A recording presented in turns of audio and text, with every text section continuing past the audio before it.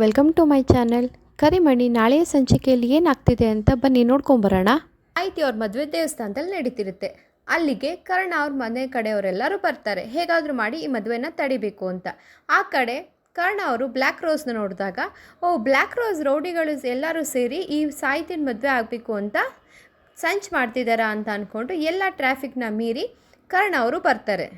ಹೇಗಾದರೂ ಮಾಡಿ ಇಲ್ಲಿ ಕರ್ಣನ ಮದುವೆ ನಡೀತಾ ಇದೆ ಅಂತ ಅವ್ರ ಮನೆಯವರೆಲ್ಲ ಅದನ್ನು ತಡೆಯೋದಕ್ಕೆ ಬಂದಾಗ ಇಲ್ಲಿ ಬ್ಲ್ಯಾಕ್ ರೋಸ್ ಕಡೆಯವರು ರೌಡಿಗಳು ಅವ್ರ ಮನೆಯವ್ರನ್ನೆಲ್ಲ ತಡೀತಾರೆ.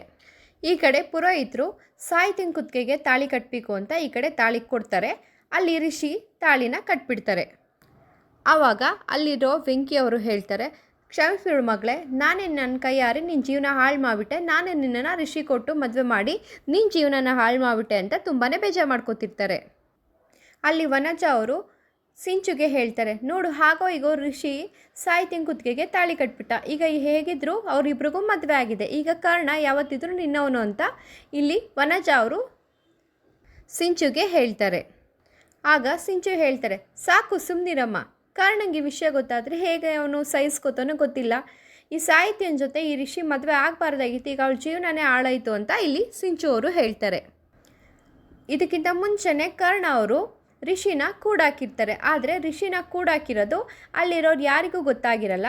ಆದರೆ ಸಾಹಿತ್ಯನ ಪಕ್ಕ ಕೂತಿರೋದು ರಿಷಿನೇ ಅಂತ ಎಲ್ಲರೂ ಅಂದ್ಕೊಂಡಿರ್ತಾರೆ. ಆದರೆ ಸಾಹಿತ್ಯ ಪಕ್ಕ ಕೂತಿರೋದು ಕರ್ಣ ಅಂತ ಯಾರಿಗೂ ಗೊತ್ತಿರಲ್ಲ. ಆಗ ಬ್ಲ್ಯಾಕ್ ರೋಸ್ ಕಡೆ ಇರೋ ರೌಡಿಗಳು ಬಂದು ರಿಷಿಗೆ ಜೋರಾಗಿ ಹೊಡಿತಾರೆ. ಎಲ್ಲಿ ನಮ್ಮ ರಿಷಿ, ಎಲ್ಲ ಔಸಿಟ್ಟಿದೆಯಾ ಹೇಳು, ಏನು ಮಾಡಿದೆ ಅವ್ರಿಗೆ ಅಂತ ಹೇಳಿ ಕರ್ಣ ಹಾಕ್ಕೊಂಡಿರೋ ಪೇಟನ ತೆಗೆದು ಅವ್ರಿಗೆ ಹೊಡಿತಾರೆ. ಆಗ ಮನೆಯವ್ರಿಗೆಲ್ಲ ಕರ್ಣ ನೋಡಿ ತುಂಬಾ ಶಾಕ್ ಆಗುತ್ತೆ. ಆದರೆ ಇಲ್ಲಿ ವೆಂಕಿ ಅವ್ರಿಗೆ ತುಂಬಾ ಖುಷಿಯಾಗುತ್ತೆ. ಕೊನೆಗೂ ನನ್ನ ಮಗಳು ಒಳ್ಳೆ ಹುಡುಗನ ಕೈಯೇ ಹಿಡಿದ್ಲು ಅಂತ ಇಲ್ಲಿ ವೆಂಕಿಯವರು ತುಂಬಾ ಖುಷಿ ಪಡ್ತಿರ್ತಾರೆ. ಈ ಕಡೆ ವನಜಾ, ಸಿಂಚು ಮತ್ತು ಅರುಂಧತಿಯವ್ರಿಗೆ ತುಂಬಾ ಶಾಕ್ ಆಗುತ್ತೆ, ಕರ್ಣ ಮದುವೆ ಆಗಿಬಿಟ್ನಾ ಅಂತ. ಆದರೆ ಸಿಂಚು ಮನಸ್ಸಲ್ಲೇ ಅನ್ಕೋತಿರ್ತಾರೆ, ಕೊನೆಗೂ ಅವ್ರ ಪ್ರೀತಿ ಗೆಲ್ತು ಅಂತ ಅವರು ಸಮಾಧಾನವಾಗಿ ನಿಂತಿರ್ತಾರೆ. ಅಲ್ಲಿ ಸಾಹಿತಿ ಅವ್ರಿಗೆ ಕರ್ಣನ ನೋಡಿ ತುಂಬ ಶಾಕ್ ಆಗುತ್ತೆ.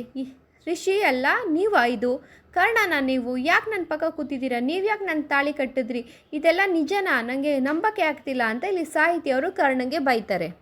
ನೀವು ರಿಷಿನ ಕೂಡಾಕಿ ನನಗೆ ತಾಳಿ ಕಟ್ಟೋದಕ್ಕೆ ನಿಮ್ಗೆ ಯಾರು ಹೇಳಿದ್ದು ಅಂತ ಇಲ್ಲಿ ಸಾಹಿತಿಯವರು ತುಂಬ ಕೋಪ ಮಾಡ್ಕೋತಾರೆ.